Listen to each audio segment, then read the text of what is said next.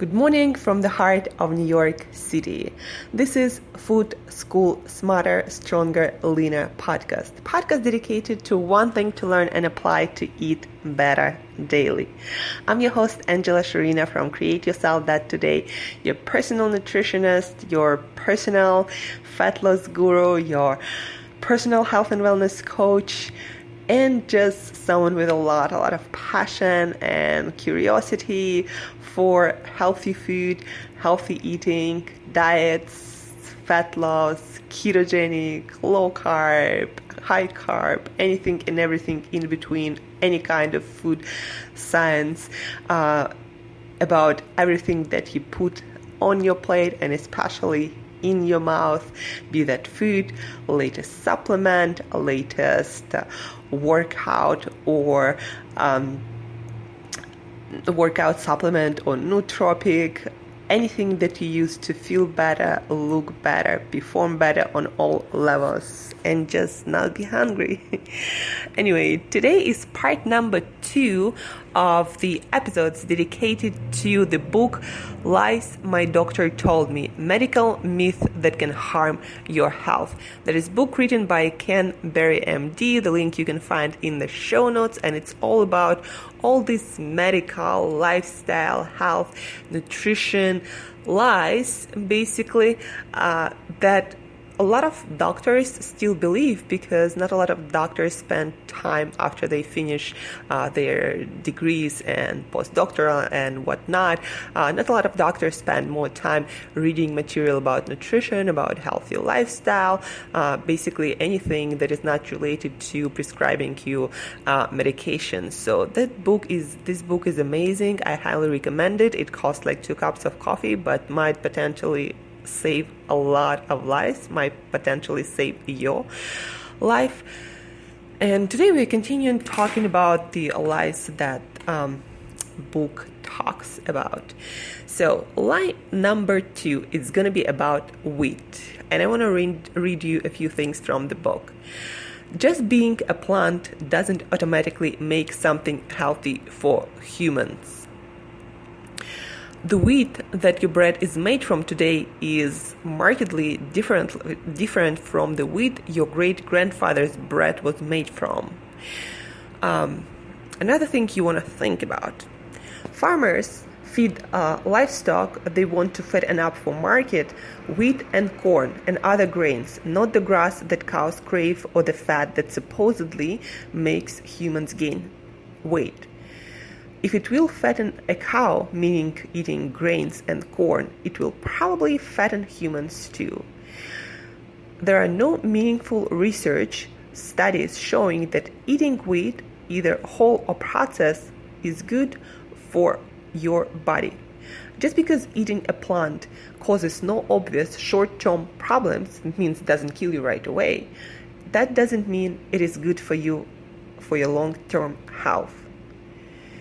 Another thing that you want to think about, the glycemic index of bread, whether whole wheat or not, is higher than that of table sugar. This means that eating 2 slices of bread will make your blood sugar increase faster than eating pure sugar with a spoon. Think about it. All these old school nutritionists, especially low-fat dietitians and nutritionists, will tell you that you gotta eat whole grains for your fiber and for your heart health and healthy arteries. And basically, if you want to be a healthy human being, you need to eat your whole wheat grains or just whole grains. But we evolved as humans eating almost no grains until agrarian revolutions, until we learned how to cultivate it. We humans can get our fiber, plenty of it, more than enough, from all kinds of vegetables, nuts and seeds, if you're concerned about your gut health. But there are people there are Inuits living in northern Canada and people living in my home in Siberia that eat almost no fiber, for entire seasons of winter that can last for like 9 or 10 months. And people are just healthy without it. And again, we did not evolve eating grains, and since I stopped eating grains, I'm just continuing feeling better and better. And there's been literally no research saying that you need to eat grains. So lie number one, you don't need to eat grains, and in fact, it can compromise your health, make you fat. It can lead to metabolic disease, to increased inflammation, and everything that follows that increased inflammation. Lie number two, that lie is dedicated to food pyramid. And our food pyramid, at least in this country, in a lot of actually countries, is based on the idea that first and foremost you need to eat a lot of whole grain products, that contain healthy fiber. But again, a few hundred years ago, grains were not available, and low-fat dairy that is recommended also in food pyramid, or high levels of sugars or processed starches or oils were not in our diet.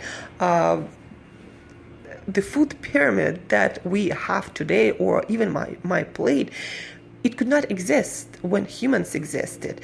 So we created this food pyramid basically based on nothing but the interest of our food industry. Because if we based food pyramid on my plate or whatever it is used for your governmental guidelines that are used at schools, that is very sad, and other institutions where people are fed. So anyway, if we were to base that pyramid on the way our ancestors ate, on our DNA, what is good for our DNA, that at the bottom of that pyramid there would be a lot of vegetables that you can find some kind of vegetables in most regions of the world. There would be a lot of vegetables, seasonal fruits, nuts and seeds whenever you can find them, and of course a lot of animal products like meats, like fish, like shellfish, whatever we could find, with all the fat, with all the bones, with all the skins and all the nutrition that comes with it, all the organs of animals. So that would, and what would our pyramid look like? And milk, there would be no milk, like no other animal drinks any milk. Milk is not supposed to be in our nutrition as human beings after you finish drinking your mom's milk. So the food pyramid based on our DNA, based on what our ancestors ate before agrarian revolution and food industry development, would be completely different. So food pyramid, if you eat according to food pyramid, you're gonna get sick, and we're already seeing people getting sick with all the doctors recommending eating according to this pyramid was based off healthy quote-unquote grains at the base. We're already seeing results. So what confirmation that food pyramid doesn't work else you need? We never had that much degenerative diseases, metabolic diseases as we do have now. So food pyramid, line number 2, exercise.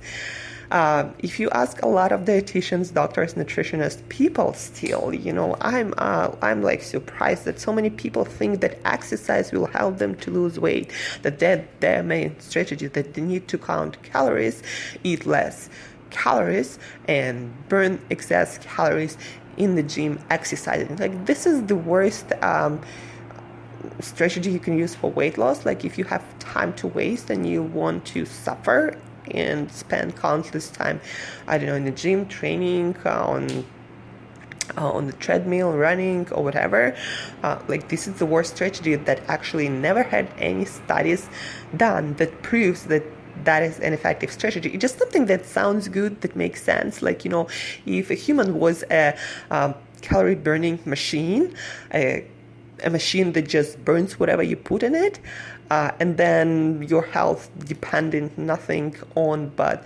calories of energy that comes from whatever source you put in, calories that don't differ, meaning calories from cake are the same calories from broccoli. If that was the case, that might have worked. But unfortunately, there was no studies that could prove such a nonsense, and such a nonsense cannot be proven because human being is a live organism, complex system. It's not a calorie burning machine, and exercise, if something, it increases your appetite and put more stress on your body if you don't exercise the right way. But even if you do exercise the right way, it's still stress. You just gotta manage it. We just exercise because usually we want to achieve some fitness results. Nobody exercises to lose weight really who understands how our body works. So line number 3, exercise does not help you to lose weight, and it helps, but indirectly affecting your health and fitness and metabolism, not by burning calories. Line number 4 is all about calories and how calories from broccoli do not equal calories from cake. So if somebody tells you you need to eat less and exercise more to lose weight to burn more calories, send that person to somewhere really far from yourself, because that person does not understand a thing about human biochemistry and how our body works. And if doctors recommend you something like that, give them a book, The Calorie Myth, or the poor misunderstood calories that I talked a lot about on this podcast. So when we eat food, well, first of all, not anything that can be eaten is actual food. Not anything is healthy long term if it tastes okay and doesn't kill you right away short term. When we put something in our mouth, it's not burned for calories, it is digested, goes through the digestive system that is highly sophisticated, and the way it works depends on many factors. What we get from the things we put in our mouth, energy, vitamins and minerals, proteins, fats and carbohydrates, fiber, that all highly depends on how digestion works, what kind of foods we put in. And that's, at the end, the quality of foods will define what kind of health, metabolic health we're going to have. Are we going to put on weight or lose weight, or how we're going to feel, how much energy we're going to have, and either we're going to live longer or shorter life, healthier or sicker life. So line number 4 is all about calories in equal calorie out, and it doesn't matter if your calories come from, birthday cake or broccoli, that's still going to produce the same result in your body. That's a complete nonsense that has never been proven again by any studies. It just sounds good on paper, sounds like a common sense for somebody who doesn't understand how our body works at all. And the last but not least, sun. Lies about sun and how you need to put tons and tons of sunscreen on your skin to protect yourself from this dangerous sun that humans evolved with and were exposed since we began as human beings. And actually our body learned how to produce vitamin D, getting sun rays, getting exposed to sun.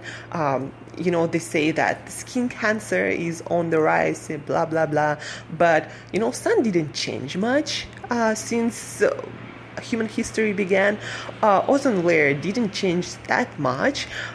What changed is the foods we eat, that our body builds every single cell of our skin from, the amount of skincare products and sunblock included that we put on our skin, toxins basically in our food and our environment. That what changed a lot, and that's why cancer is on the rise. Not because it's dangerous to get out in the sun. Actually, it's vital, and if you don't get enough of vitamin D, and the best way still to get your vitamin D is from being exposed to sun, then you're gonna get all kinds of health problems, starting from weaker bones and fractured bones and bones that break easy when you exercise, especially if you exercise a lot. But then also your metabolism, your immune system function, your thyroid function, your energy production, your inflammation levels. a lot of things depends on sunlight, and it's not dangerous unless you're staying every day there till burning. Sun is necessary, and putting all that sunscreen to protect yourself from cause nothing but increases more probability of skin cancer for you. So another lie that you're always told, so don't be afraid of sun, get in the sun as often as possible. Of course, be mindful and don't do anything to burn yourself, don't stay too long for you, but get in the sun as often as possible. So to recap, guys, today we talked about wheat and how it is as healthy as table sugar, and has no place in healthy person's diet. Food pyramid based on nothing but interest of food industry in different countries. It's also different, because different countries have different food industry. Exercise is not a good strategy to lose weight. It's actually a very ineffective and frustrating strategy. Calories, not all calories are not created equal at all, and our body is not calorie burning machine. So this is nonsense, and I don't even know how people have audacity to repeat this lie. And sun does not cause any cancer. What causes cancer is a bad diet that creates unhealthy skin and metabolism and all the skincare products and all the toxins in the environment that you can expose yourself to. So here you go, guys. Lies. Again, let us look at the book. Lies My Doctor Told Me, Medical Myths That Can Harm Your Health.